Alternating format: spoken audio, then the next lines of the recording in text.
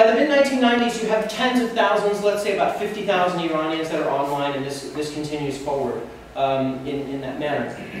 One of the things that I taught, so the subtitle of my book, it's called The Internet or Elsewhere, the subtitle is The Emergent Effects of a Wired World. And in my book, we'll focus on Iran for the purposes of tonight's discussion, but in the book I talk about 3 other countries, South Korea, Senegal, and Estonia.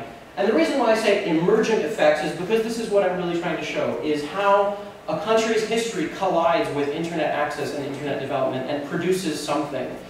In the case of Iran, it produces political speech and a beginnings of people speaking out online against the government. But it also produces, and this is I think the part that gets lost a lot of the time, is an increasing sophistication on the part of the Iranian government in pushing back against those people who are dissenting online, using various means, ranging from filtration, blocking of websites, using surveillance on the internet, using monitoring, things like that. We'll get into that in a little bit as well. But this is kind of where I'm coming from. So one of the things that's important to understand by the late 1990s in Iran is what is starting to happen politically in Iran. I talked about how the Islamic Republic had been founded in 1979 and 1980. And as we move into the 1990s, there was a guy by the name of Mohammad Khatami, who some of you may know because he used to live here in Germany. He became the president of Iran before the current president, Ahmadinejad. He was president of Iran from 1997 until 2005. And by Iranian standards, he was considered as a somewhat moderate. He had lived in Europe, he had studied in Europe, he speaks, I think, English and German. And he is very well versed in Western philosophy and Western thought and education and things like that. And when he was president, one of the things that he did was to try to liberalize the country kind of socially. So for example, he allowed more and more newspapers to be published freely. He allowed more books to be published. He allowed NGOs, non-profits, civil society organizations to be founded and established, which was something that had not existed before that. Remember, he is Mohammad Khatami, this is still the Islamic Republic that we're talking about, so it's not like things went from 0 to 60 in 5 seconds. This was still just a moderate opening. But still, I think young Iranians, particularly young, educated Iranians, started to see that as a way to speak out in new places that they couldn't do so before. What's important to understand, I think one of the things that's really important to understand about Iran's contemporary society, particularly with respect to the internet, is that it is a young country. 70% of Iranians in Iran today are under the age of 30. I will turn 30 next month.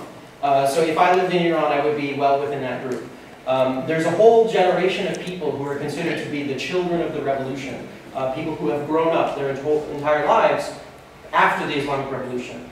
And as things like internet and satellite TV and other types of media have pervaded Iran, people, I think, are becoming more and more aware of what's happening outside of the country. This is a very different situation than, for example, North Korea, which is a much more restricted space with respect to media. But anyway, so Iran is a young country. It is also a very educated country, and I think this is something that also people don't fully understand. When we talk about internet access and bringing internet access to other parts of the world that don't have it, we sometimes forget that you need to read to be able to use the internet. And that may be kind of a stupid thing to say, but I think it's a really important thing to say. In that, when we talk about bringing internet access to other countries that I've written about, for example, Senegal in West Africa, where the literacy rate is 40%, so 4 out of 10 people can read and write in a language, in that case French. But that means 6 out of 10 cannot, right? That's a huge percentage.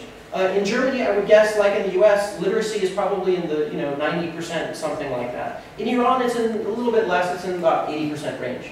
That's a very substantial amount of the population that can read and write in a language, in this case Persian. So I think that's important to keep in mind. In addition to literacy, in terms of actual education, about half of the Iranian population is university educated. And in fact, there are more Iranian women that are in Iranian universities today than there are men. So I think that's an important thing to also keep in mind.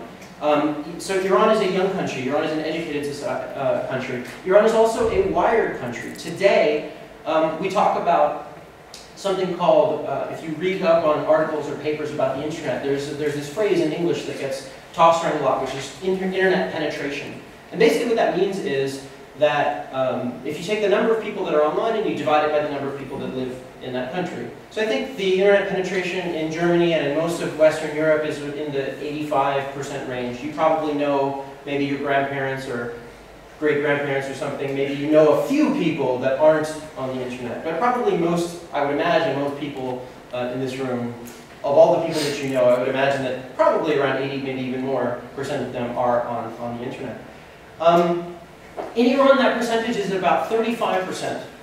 So that's low-ish. There are countries, of course, that have less connections than that.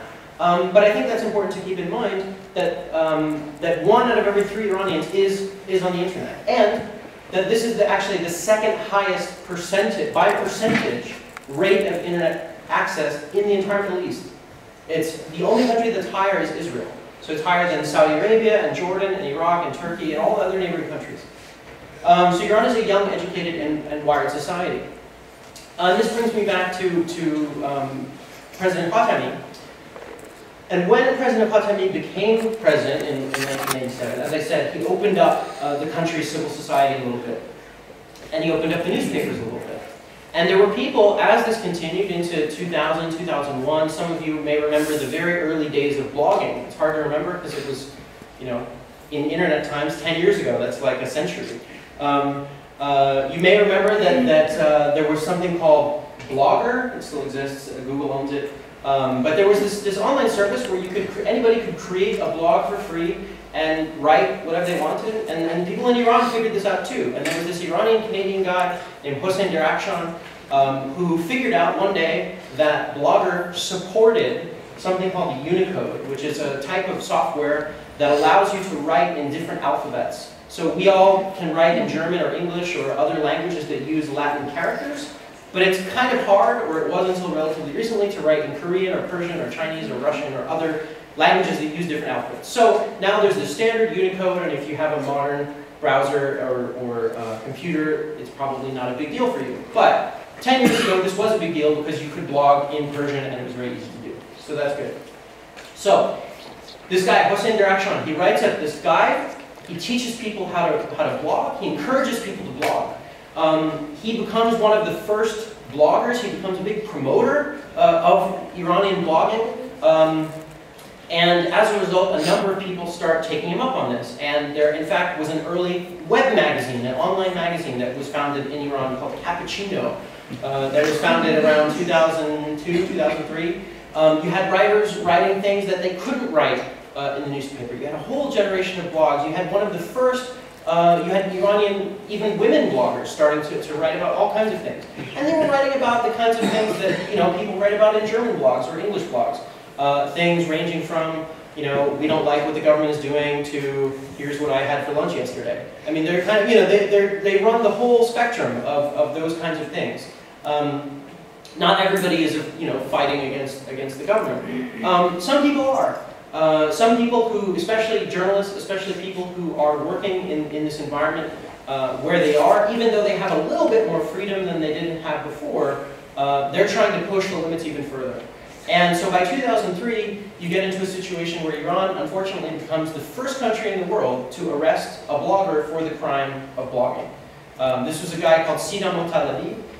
He currently lives in London. He works for BBC Persian.